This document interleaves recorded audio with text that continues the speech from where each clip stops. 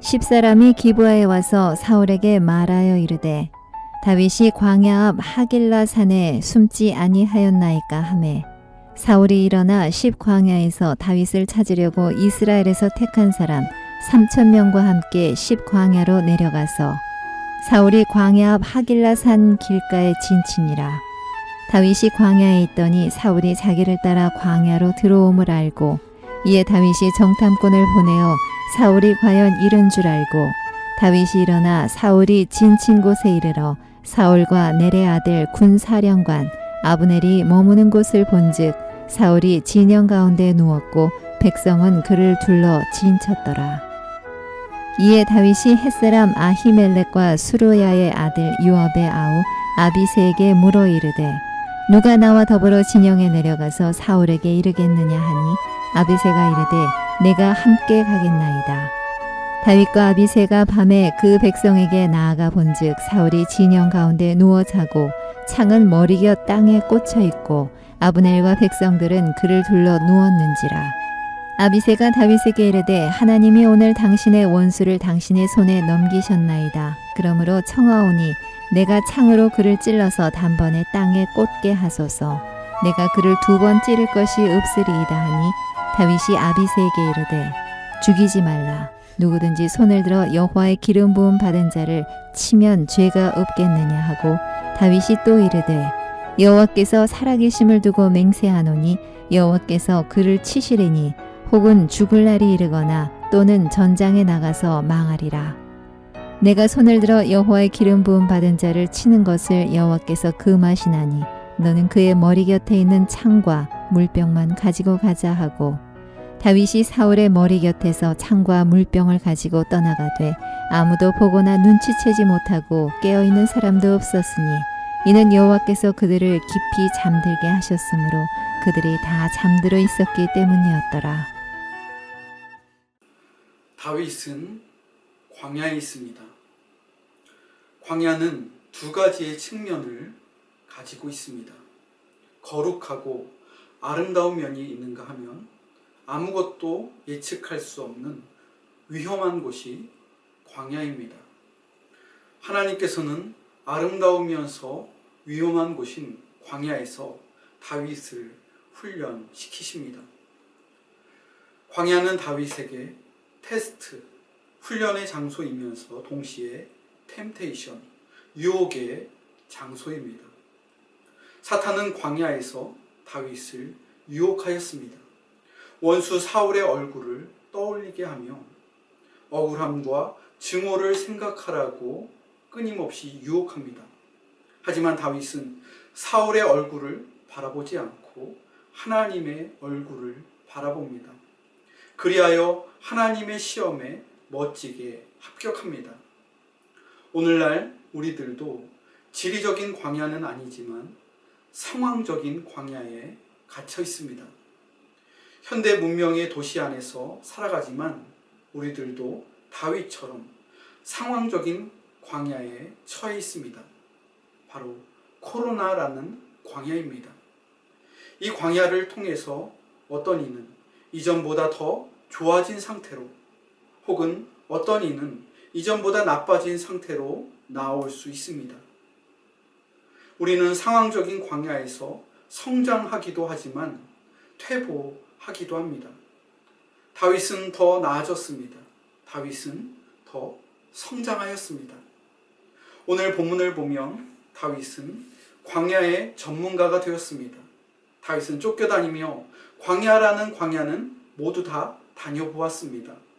10광야, 마온 광야, 엔게디 광야, 바란 광야 등 자신의 목숨을 쫓는 사울의 추격을 피하기 위하여 척박하고 외로운 광야에서 하나님의 얼굴을 바라보며 하나님께 피하였습니다. 10광야에서 만나는 다윗은 이전의 모습과는 완전히 달라진 모습을 발견할 수 있습니다. 이전의 다윗은 늘 쫓기기에 급급한 입장이었습니다. 사울을 몹시 두려워하며 겨우 목숨을 부지하는 도망자의 입장이었습니다. 하지만 오늘 본문에서 만나는 다윗은 완전히 달라졌습니다. 광야의 전문가가 되어서 사울과 그의 군대 위에서 모든 것들을 다 꿰뚫어 보고 있습니다. 다윗은 정탐꾼을 보내어 사울의 일거수일투족을 세밀하게 관찰하고 있었습니다. 사울은 다윗을 쫓기 위하여 군대 장관 아브넬과 군사 3,000명을 동원하였습니다. 그리고 다윗이 거하고 있는 십광야에 도착하여 진을 칩니다. 사울과 그의 군대는 광야까지 고된 행군으로 인하여 매우 피곤하였을 것입니다. 깊은 밤이 되어 다윗과 아비새는 사울의 진영으로 들어갑니다. 오늘 본문의 7절을 보면 사울이 진영 가운데 누워 자고 창은 머리 곁에 꽂혀 있고 아브넬과 백성들은 그를 둘러 누웠는지라 라고 증거합니다. 다윗이 사울의 진영에 너무나도 쉽게 침투하여 사울 머리맡에 있었던 창과 물병을 가져오는 일을 우리는 너무 쉽게 생각합니다. 하지만 이 일은 불가능한 일입니다. 오늘날로 비유하자면 청와대에 침투하여서 대통령의 침실까지 들키지 않고 들어가는 일과 비슷합니다. 사울의 군대는 무려 3,000이나 되었습니다. 왕을 중심으로 왕을 보호하기 위하여 병거와 수많은 천막과 장애물로 사울을 철저하게 경호하였습니다. 경계를 서는 군사들도 매우 많았을 겁니다. 사울도 지난번 엔게디 동굴에서의 실수를 반복하지 않으려고 침소에 들면서 머리맡에 창을 꽂아두고 물병까지 준비하는 치밀함이 있었습니다.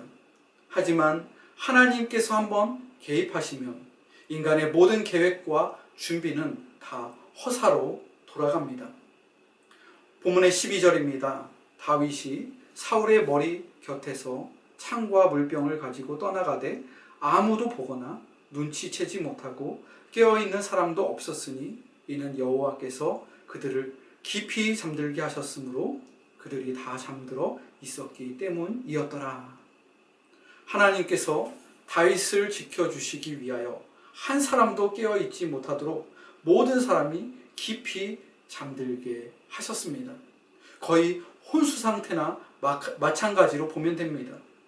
다윗과 아비새는 하나님의 인도하심으로 사울 왕의 침소까지 이르렀습니다. 그리고 사울을 죽일 수 있는 결정적인 기회를 두 번째로 맞이합니다. 다윗의 충성스러운 신하 아비새는 하나님께서 주신 기회라고 말하며 죽이자라고 아무런 망설임 없이 주장합니다. 8절입니다. 하나님이 오늘 당신의 원수를 당신의 손에 넘기셨나이다. 그러므로 청하오니 내가 창으로 그를 찔러서 단번에 땅에 꽂게 하소서. 내가 그를 두 번 찌를 것이 없으리이다. 이것이 바로 아비새의 입장이며 다윗을 따르는 모든 사람들의 입장입니다. 그리고 오늘을 살아가는 대다수의 사람들의 생각이기도 합니다. 원수를 만났으면 보복해야 하지요. 엔게디 동굴에서 살려주었고 맹세까지 받았었는데 그 맹세를 어기고 변함없이 다윗을 박해하고 살해하려고 끝까지 추격하는 사울을 더 이상 살려둘 필요가 어디 있겠습니까? 그런데 다윗은 죽이지 말라라고 명령합니다. 아비새는 죽여야 합니다. 보복해야 합니다. 라고 말하고 있습니다. 그런데 다윗은 정반대의 말을 합니다. 죽이지 말라. 하나님께 맡겨라. 한 사건을 놓고 정반대의 입장이 나오고 있습니다. 이러한 때에 우리는 어떠한 관점을 따라야 할까요? 하나님의 관점을 따라야 합니다. 하나님의 뜻과 방법을 따라야 합니다. 여러분, 만약 다윗이 보복을 선택했더라면 어떻게 되었을까요? 눈앞에 무방비의 상태에 놓여있는 사울을 죽였더라면 다윗은 이스라엘의 왕이 되지 못했을 것입니다. 눈앞에 있는 이익을 위해 더 빨리 왕이 되기 위하여, 더 빨리 돈을 벌기 위하여, 더 빨리 성공하기 위하여 부정한 방법을 택하게 되면 그 성공이 결코 오래가지 않을 것입니다. 다윗이 보복으로 맞섰다면 다윗은 사울의 군대로부터 암살을 당했을 가능성이 있습니다.